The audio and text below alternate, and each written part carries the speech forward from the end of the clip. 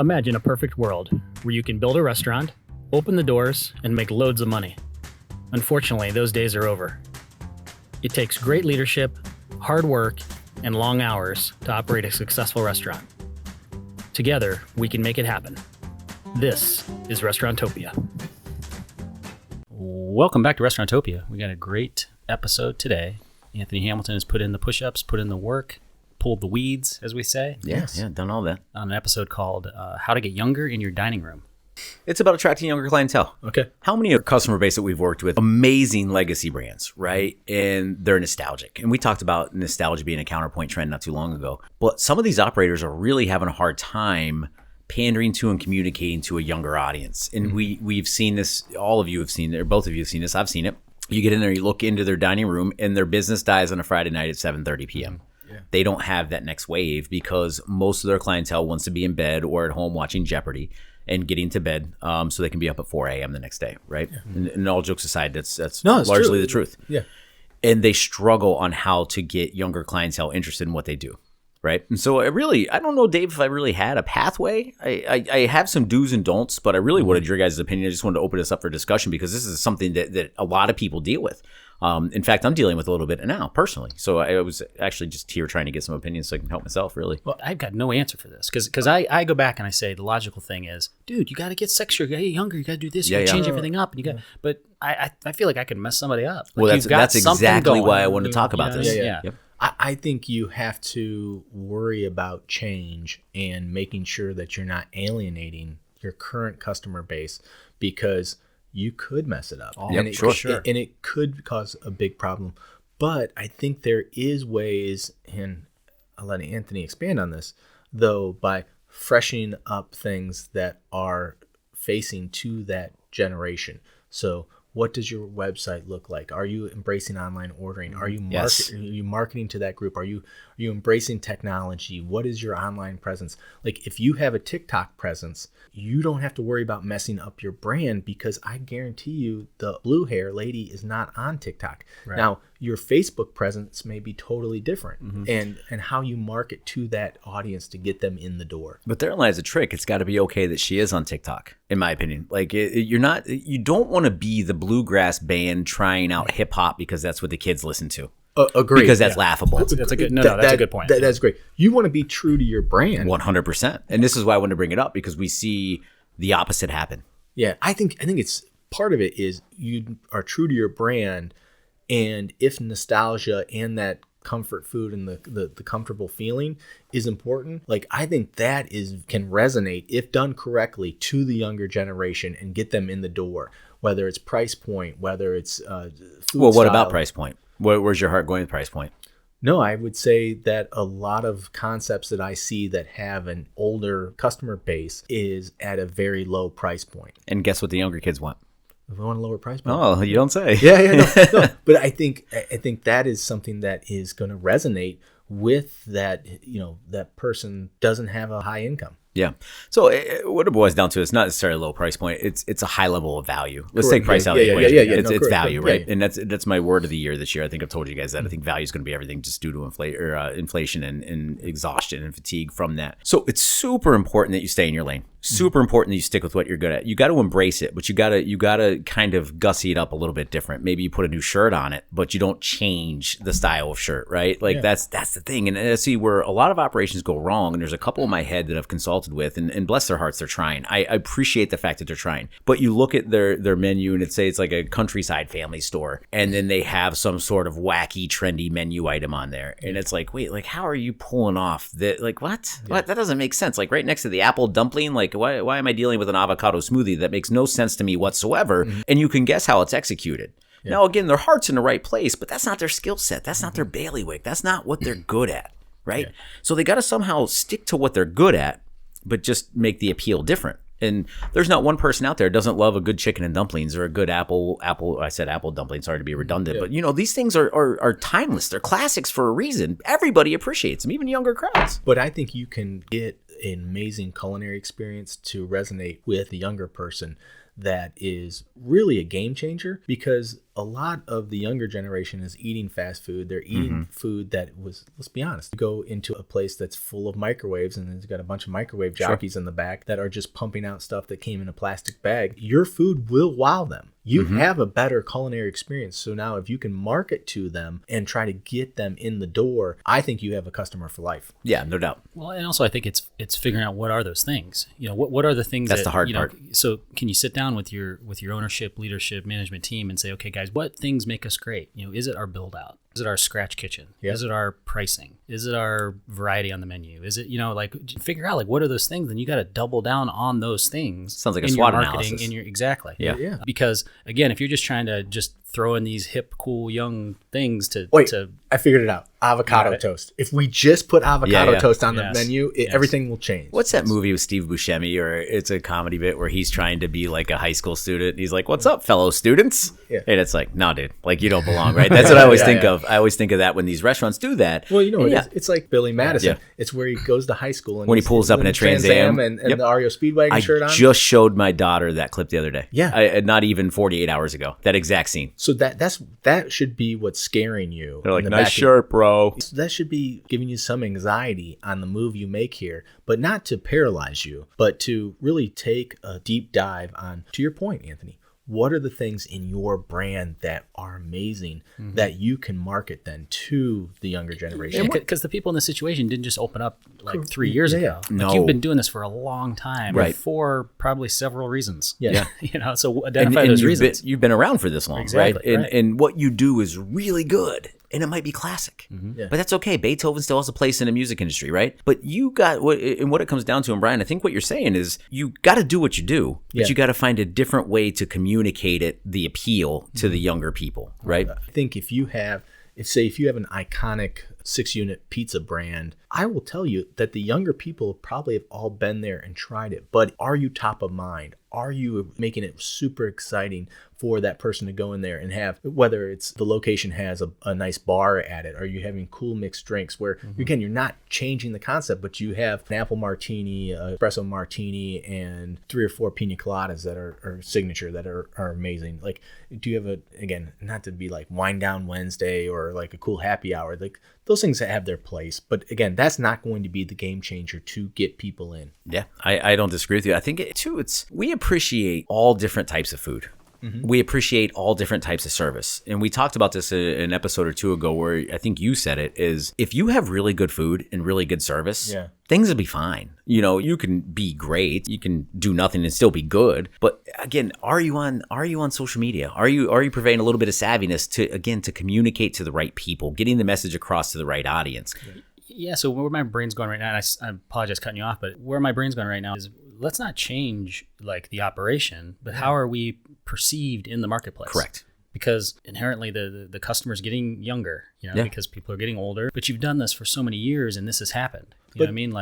I think you're right, because I think the 55-year-old guy who loves your restaurant, loves the food, loves things about it. I think the 24-year-old will love it just as much. It's just not exposed to it.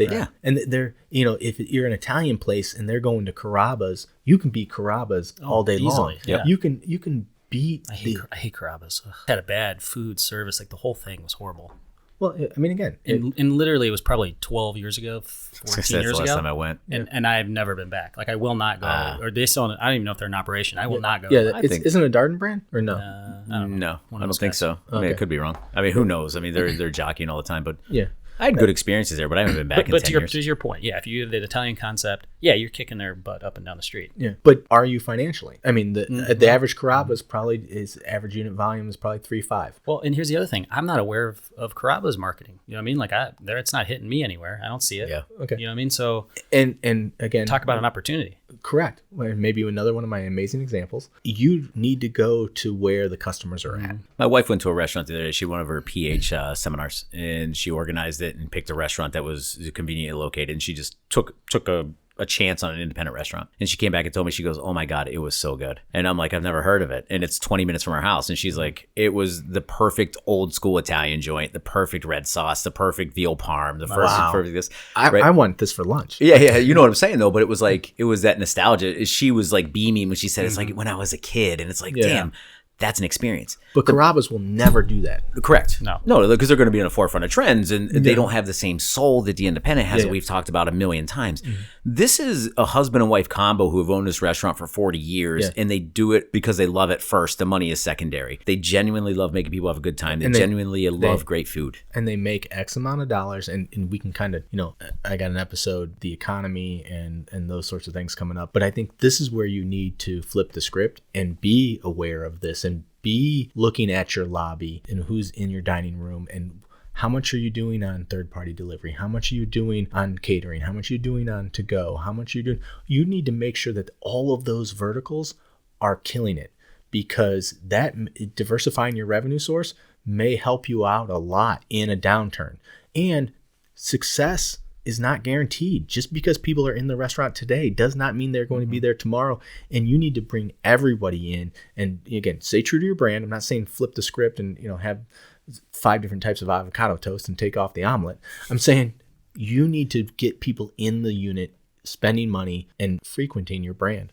So let's talk about that. So this husband and wife combo, they're really good at chicken piccata and veal parm. Yeah. Really good at picking the wine for that. Really good at hugs and kisses when you walk in the door.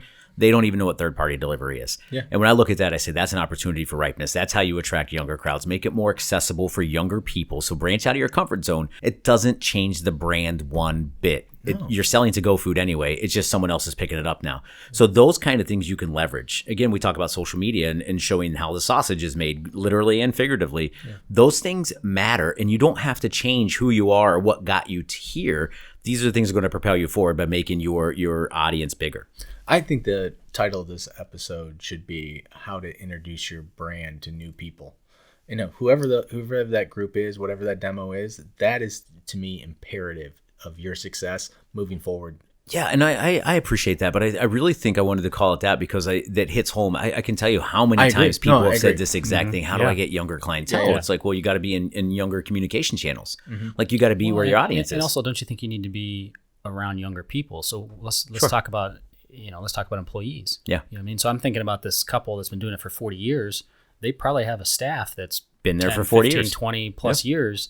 Nobody knows anything about third-party Correct. Delivery. Nobody in the building knows what. Well, TikTok they have like-minded. They have like-minded individuals in the wrong way in that instance. Correct. Right. Yeah. We talked about the echo chamber. Yeah. It's the echo chamber. That's what's happening. Yeah.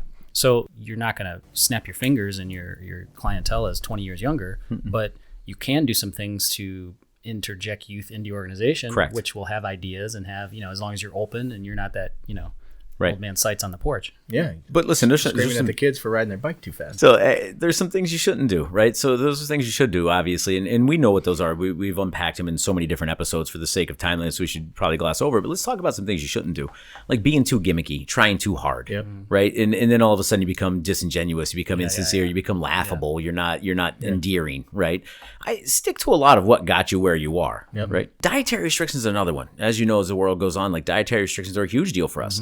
I'm not saying put avocado toast to have something vegan on your menu, but can you do a cavatelli? Well, not cavatelli is a bad example. Can you do a fresh pasta with a marinara and just put a little V on your menu? It doesn't change what you're serving already. You just changed how you've communicated what you're serving. Well, and that's our dietary restrictions episode. Some of it is just identifying what it is, not not actually making it up. You already got it. You're already doing it. Right, that's what I'm saying. That's I guess the ethos of this whole episode is you're already doing these things. Just change how you present them. Just change how you communicate it. That to me is a revelation because again, I'm going through this personally, and I help a lot of customers with this. There's little levers you can pull that don't infringe on your brand standard. Last but not least, how about not being eco-conscious? Can we get rid of the foam? That matters to a lot of younger clientele. A lot of younger generation will look at that as a hurdle, right? Like, ooh, foam, or Anthony, especially if you're going to go after third-party delivery. Yeah. Anthony and I just talked about that. I had an experience at a local independent restaurant, not a customer, but they're good operators in my town. And the it wasn't third party, but the takeout experience lacked because everything was soggy. I got a wrap. It was soggy. I got quesadillas. They were soggy, the ones on the bottom, because they use foam clamshells. And no venting. No lettuce in the bottom, no rice in the bottom, no, even putting a corrugated cardboard thing like pizza does, anything to lift that up. And there was moisture inside the container, which makes sense. It wasn't vented. Yeah. So again, even if you're not eco-conscious, you still need to be conscious of the delivery / pickup, carry out experience for your customer. And if we've talked about this ad nauseum on several episodes, are you taking that food, putting it in your car, driving around for 30 minutes and then unpacking it? And this is what your customers are saying. Yeah. Best case scenario, 30 minutes. What does it look like in an hour? What does it look like? Yeah. Because the food I got, it went from container to my house in 10 minutes and it was still horrible. Well, this is a great example of exactly what I'm talking about. So what you're doing is you're thinking of different ways to communicate to your audience. Yep. So to-go was never a large part of your business. Guess what? It's 2023. Yep. The third-party delivery system's here to stay, and they dominate our space. So you can't beat them, join them, right? Like your dining room's waning a little bit, and your customers aren't coming in, or the customers you have coming in are older. Well, guess where the younger clientele are? They're at home eating or Uber Eats or something like that. So develop those channels, and that's exactly what we're talking about here. It doesn't matter. Don't redo your brand. Stick to what you're good at. Stick to what you're amazing at, what got you here, and then just change the way you communicate it. Yep. No, this was great, man. This is it's funny. I love these conversations and these types of episodes because when you first led into this episode, my mind went blank, and I'm like, I have no idea how to help these people. But I think we got somewhere here. I wish we had step-by-step instructions, but it's unique for every establishment, sure. But again, don't try to be something you're not. Double down on really what you're good at. Just change the look of it. Yeah. Change the sound of it. No, I love it. Thanks, Anthony. This is really cool. I live this. I see it so often. I had breakfast this morning, and the concept I was at is long in the tooth. I don't know what the phrase is, in our lexicon, but it was just an aging brand, and it was a bunch of 45 to 60-year-old people in there. I didn't see one person under the age of 45. No, it's definitely out in the industry here. So yeah, especially with the independent, especially with the independent. Yeah. Thanks, boys. No, thanks, Anthony. Awesome. Restauranttopia.com. Adios. Thank you for listening to Restauranttopia. The gratitude that we have for each and every one of you spending your precious time to listen to this podcast is immeasurable. Please make sure to tell a friend about this podcast. And also, if you have any feedback for us, visit us on restauranttopia.com and drop us a line. You can also subscribe on your favorite place to listen to podcasts. Thank you and have a great day.